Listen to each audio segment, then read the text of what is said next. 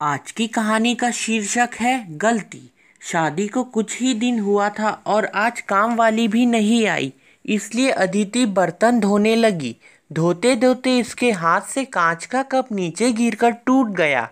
Cup टूटते ही वह डरने लगी कि उसकी सांस अब बातें सुनाएगी।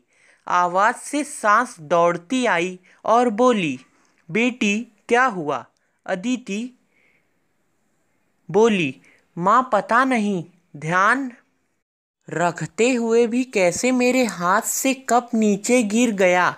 सास बोली, बेटी चिंता ना कर, कप ही तो फूटा है, तुम्हें चोट नहीं आई। और भले ही इसके कितने टुकड़े ही ना हो जाएं, पर मेरी बेटी के दिल के टुकड़े ना हो।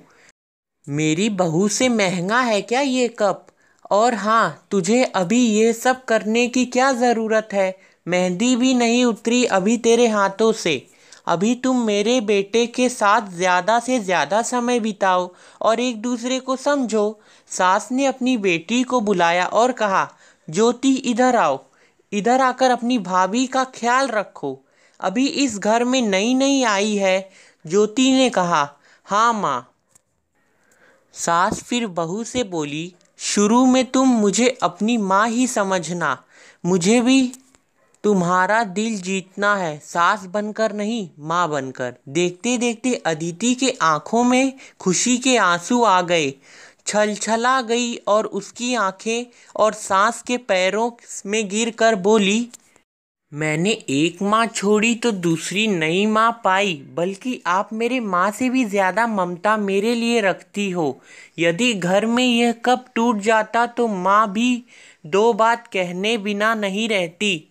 रात को अदिति की नींद ही उड़ गई। रह रहकर शाम की घटना याद आ रही थी। सास के बारे में उसकी जो सोच थी, उसकी विपरीत सास का व्यवहार पाया। उसका भी कसूर नहीं था ऐसा सोचना, क्योंकि उसने लोगों के मुंह से बुरी सास के बारे में ही सुना था। अदिति अपने अतीत में खो गई। उसे फिर याद आया कि कुछ साल पहले उसके लौते एक भाई की शादी हुई थी। मेहंदी का रंग उतरने से पहले ही माँ ने भाभी पर काम की पूरी जिम्मेदारी डाल दी और अपने ही नियम कानून के हिसाब से भाभी को चलने के लिए मजबूर कर दिया। माँ ने भाभी को घर में एडजस्ट होने में ज़रा भी वक्त नहीं दिया। भैया भाभी को बाहर ले जाते तो माँ का मुंह फूल जाता और बोलती कि हर समय भाभी के साथ ले जाने की क्या ज़रूरत है। कभी भी भाभी को खुली हंसी हंसते नहीं दिखा। समय के साथ भाभी ने सहना छोड़ दिया फिर, और घर में हर रोज झगड़ा होने लगा। एक दिन भाभी के हाथ से कांच का गिलास नीचे गिरकर टूट गया।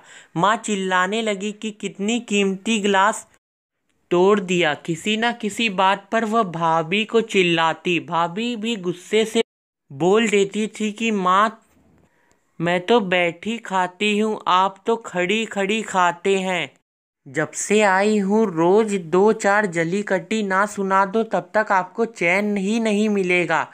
कभी मेरे माँ को तो कभी मेरे बाप को, हमेशा मेरी मायके वालों को कोसती रहती हो। ऐसे ही माँ और भाभी एक दूसरे के साथ बहस करती रहती थी। अदिति ने घर के अलावा और भी कई जगह पर सांस